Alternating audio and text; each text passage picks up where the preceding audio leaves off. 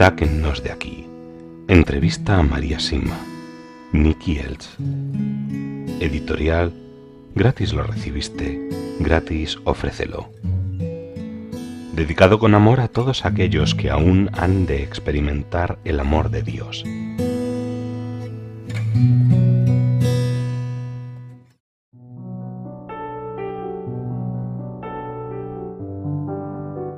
Otras religiones. ¿La han visitado almas de judíos o musulmanes?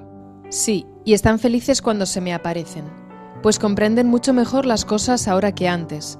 Por pertenecer a la Iglesia Católica uno puede hacer mucho más por ir al cielo, pero aquellos que fueron educados de forma diferente y por lo tanto creen de modo distinto y lo hacen a conciencia, también llegarán a ser santos.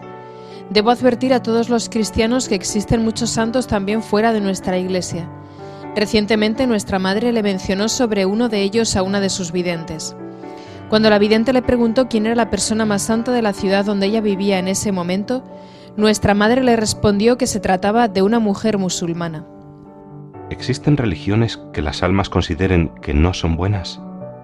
Existen muchas religiones y ciertamente hay algunas que no son buenas.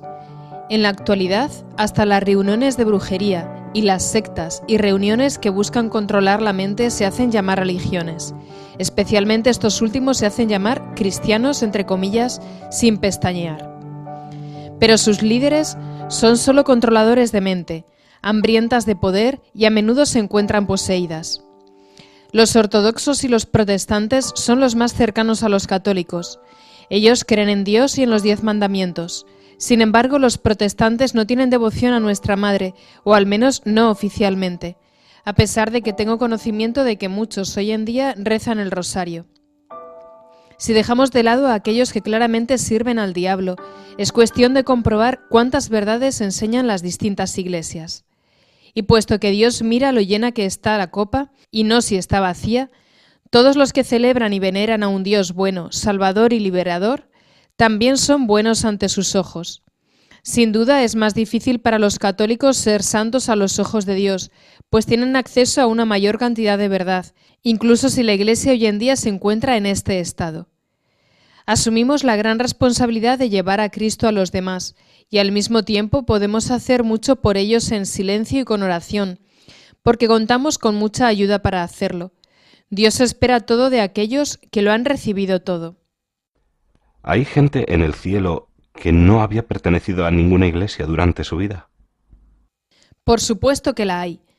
Si una persona vive según su conciencia limpia, intentando amar y servir a su prójimo continuamente, él o ella estará con Dios en el cielo. Dios ama y bendice a aquellos que nunca tuvieron acceso a Él mientras estuvieron aquí, pero que igualmente amaron y protegieron la vida, el mayor de sus dones. ¿Qué deben hacer los miembros de otras religiones que nunca han aprendido las oraciones de las que hemos hablado hoy para ayudar a sus familiares en el purgatorio? No es cuestión de memorizar las oraciones más conocidas de la Iglesia Católica, es una cuestión del corazón. Esas personas deberían dedicarse a extender su amor y perdón por sus parientes y hacer buenas obras por ellos. Solamente con el Padre Nuestro y el Ave María podrán hacer mucho por sus familiares en el purgatorio y de este modo también recibirán en recompensa su ayuda. Hay que recordar que la única oración que nos dio Jesús fue el Padre Nuestro. Esta oración contiene todo lo que el amor de Dios espera de nosotros. Y siendo así de corto y sencillo, ¿cuántas personas hacen en la actualidad lo que se pide? Pasado un tiempo, sugiero que poco a poco también echen un vistazo a las demás oraciones. Podríamos decir que las oraciones son simplemente bosquejos de lo que nos tiene que salir del corazón para nuestro prójimo, para nuestros amigos y parientes difuntos. Todo esto no es una cuestión de la mente, sino del corazón. El amor viene del corazón y no de la mente. La falta de inteligencia en sí misma nunca ha matado a nadie, pero la ausencia de amor mata a cada minuto del día y de la noche. No nos hacemos santos, ni curamos nuestra alma con la inteligencia, sino con el amor. ¿Ocurren durante las misas o servicios de otras denominaciones cristianas tantas conversiones como en las misas católicas? Eso depende sobre todo de si los fieles creen que es Jesús quien se encuentra en la hostia consagrada o si se trata de algo meramente simbólico. En este último caso, las conversiones serán engaños y no durarán. Satanás nunca descansa para confundirnos, para apartarnos de nuestro verdadero Jesús. Existen ciertas iglesias cristianas que han diluido tanto el rito que consideran comunión con Jesús toda comida en la que se parte cualquier trozo de pan. ¿Se producen también conversiones en estos casos? ¿Es realmente importante mantener el rito de la Iglesia católica?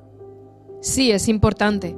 Creo que debe seguirse el rito católico, pero también estoy igualmente segura del amor inconmensurable de Jesús y por lo tanto no me atrevería nunca a cuestionar si ocurren o no conversiones en esas otras iglesias. Sin embargo, cuando se vive de corazón y en profundidad la misa católica, es lo más correcto y sanador para el alma, para la mente y para el cuerpo.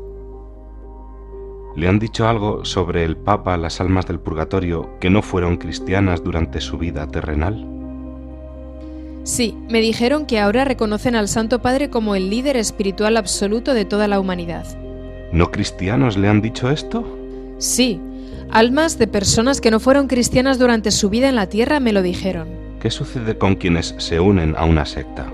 Eso depende sobre todo de por qué lo hicieron y de cómo lo hicieron. Si nacieron en una familia que ya pertenecía a una secta, entonces se les juzgará suavemente. No tuvieron la culpa, no conocieron otra verdad.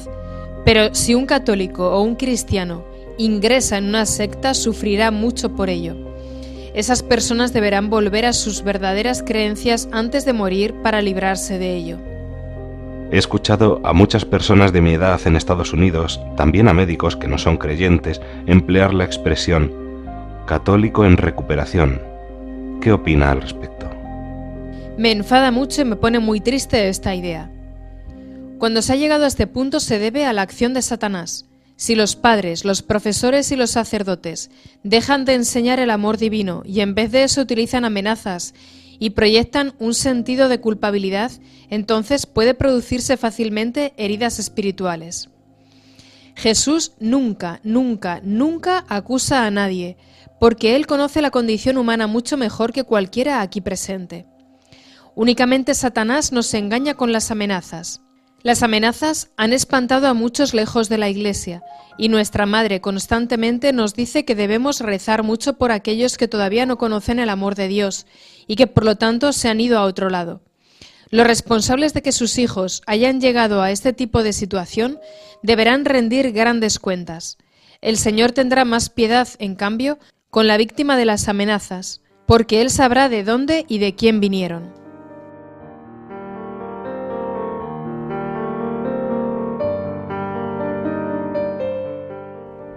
Guía y protección.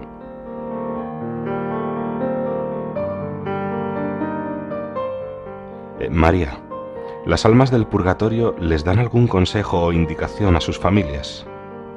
Sí lo hacen. Durante 1954 lo comprobé en varias ocasiones.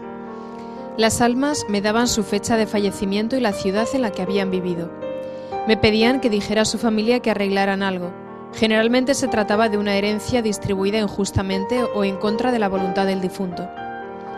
Hay otro caso que me viene a la memoria en este momento. Un alma me pidió que le dijera a su hijo, un sacerdote que vive justo cruzando el valle aquí abajo, que pusiera nuevamente el reclinatorio para comulgar. Primero le di esa instrucción a través de un conocido suyo, pero él dijo: «Oh, díselo tú misma, te creerá más a ti que a mí». Así lo hice y le escribí, pero hasta hoy el hombre no ha seguido ese consejo. En mi opinión, el sacerdote es una buena persona, pero simplemente tiene miedo de hacer caso a lo que se le dijo. ¿También nos guiarán del mismo modo si rezamos y hacemos buenas obras por ellas? Sí, simplemente confíe y dé el primer paso para ayudarlas.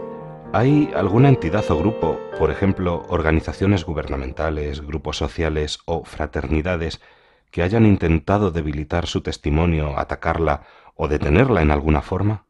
Bueno, si lo han intentado no han conseguido nada. Sí, de hecho una vez sucedió, pero me enteré más tarde. Durante un tiempo tuvimos un policía un poco difícil en esta zona. Había oído en los bares cosas sobre una señora que vivía en la montaña y que decía que veía y hablaba con fantasmas y que lo hacía a diario. y no quería escuchar semejantes cuentos en sus bares. Así que junto a otra persona decidieron visitarla con el fin de decirle que se callara. Vinieron hasta aquí en un gran automóvil, luciendo sus uniformes más lujosos. Se detuvieron allí abajo en el restaurante y recorrieron el resto del camino hasta mi puerta, o al menos casi hasta mi puerta, puesto que a un par de metros frente a ella se detuvieron de manera repentina. No podían dar un paso más. Intentaron avanzar de nuevo, esta vez inclinando sus amplias espaldas hacia adelante, y otra vez los detuvo algo que no podían ver. No insistieron más, se rindieron, regresaron al pub del restaurante. Pidieron una cerveza bien grande, y no hablaron nunca más del tema. Una vecina mía los vio, y al día siguiente me dijo: «María, vi que ayer tuvo una visita importante». «¿Quién es? Ayer no tuve visitas». Entonces me enteré al detalle de lo que había pasado. ¿Qué indicaciones, si las ha habido, le han dado personalmente a usted las almas del purgatorio? Me pidieron que no saliera de casa durante más de 5 días seguidos, debido a todo el correo que recibo. ¿Le ha sucedido que hayan venido hasta usted personas con intenciones sospechosas? Y si es así, ¿cómo se las arregló? ¿O las almas le habían advertido con anterioridad?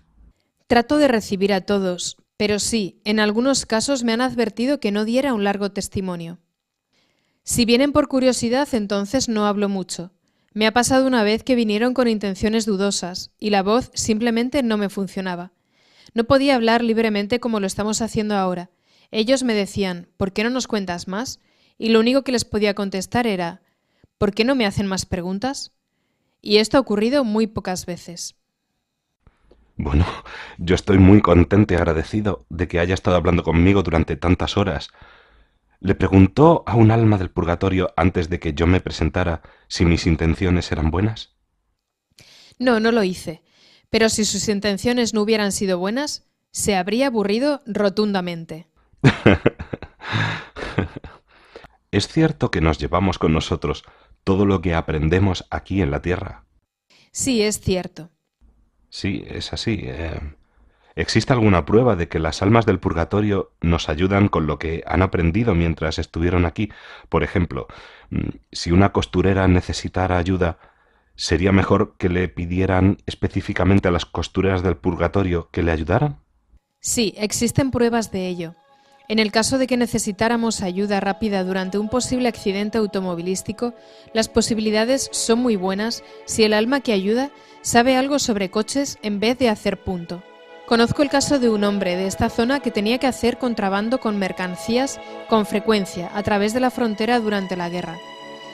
Siempre pedía a los agentes de aduana del purgatorio que lo ayudaran a cruzar sin que lo apresaran. No le pillaron ni una sola vez en muchos años, pero lo que pasaba de contrabando eran para gente buena. Biblias y otros artículos religiosos. Un traficante de drogas, de dinero o de armas no debe intentar que las almas del purgatorio le ayuden a hacer su trabajo. Nunca nos ayudan cuando tenemos malas intenciones. ¿De qué otra manera pueden guiarnos las almas del purgatorio? Le podemos pedir a un alma del purgatorio que nos guíe espiritualmente, y nos sería de gran ayuda en el caso de que no tuviéramos acceso a un buen sacerdote y nos sentimos solos. Si es así, nos ayudará. Sin embargo, cuando me he enterado de que esto ha ocurrido, nunca supe realmente cómo pasaba, pero las almas del purgatorio dicen que ocurre. ¿Pueden las almas del purgatorio protegernos de manera que disminuya nuestro libre albedrío? Sí, en cierto modo, pero solo de forma positiva. Pueden intervenir e impedirle a alguien que alcance una botella, que conduzca demasiado rápido o cualquier otra cosa que podría ponernos en peligro. Ciertamente podrían ayudar a los fumadores a dejar de fumar más fácilmente que si lo intentaran sin su ayuda. Probablemente este sea un buen momento para que haga una breve referencia al libre albedrío. Cuando nos ayudan a combatir un hábito malo, nuestra voluntad es más libre y no más limitada.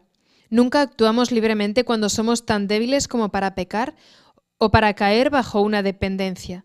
Al elegir algo que nos obliga o controla, en primer lugar debemos cambiarlo y darle brillo para poder mentirnos a nosotros mismos diciendo que después de todo está bien y es bueno. Esta distorsión no nos hace libres. Solo seremos libres en el cielo, para concentrarnos completamente en el bien absoluto, nuestro Dios. ¿Me podría dar un ejemplo de cómo un alma del purgatorio libró o protegió a alguien? Sí, pero se trataba de otro tipo de ayuda. Un joven estaba buscando una esposa buena y santa. Tenía a una chica en mente y la visitaba de vez en cuando. Cada vez que iba a su casa había un hombre fuera a un lado que le decía: «No vayas allí, no serás feliz con ella». Las primeras veces lo ignoró y siguió visitándola, pero luego la tercera o cuarta vez se detuvo y miró más de cerca a ese hombre. Era su propio padre, que había muerto varios años antes. Entonces sí que prestó atención y fue a buscar esposa a otra parte. En este caso le libró y le protegió de futuros problemas. También existe otro caso. Conocí a una chica que intentó repetidas veces entrar en un convento, pero por diferentes razones siempre la rechazaban.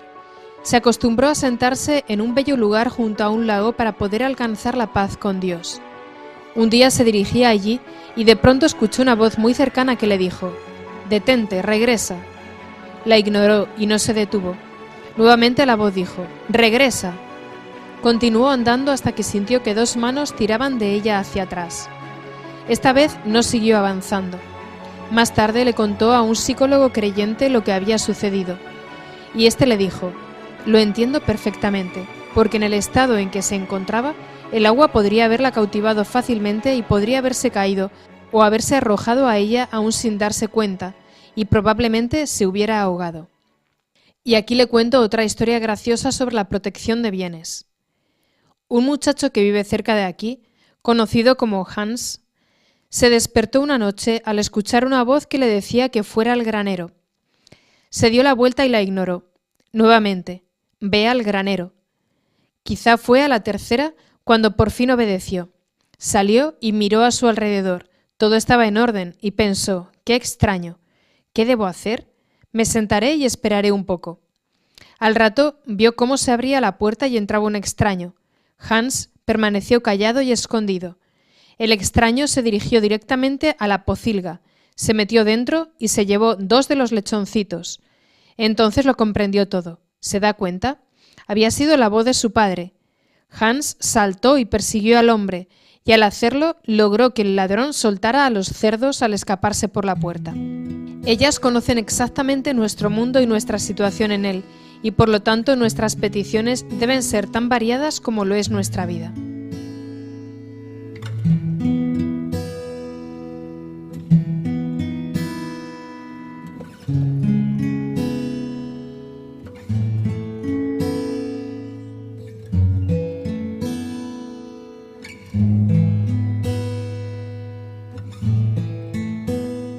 Sáquennos de aquí. Entrevista a María Sima. Nicky Elch. Editorial Gratis lo recibiste, gratis ofrécelo. Dedicado con amor a todos aquellos que aún han de experimentar el amor de Dios.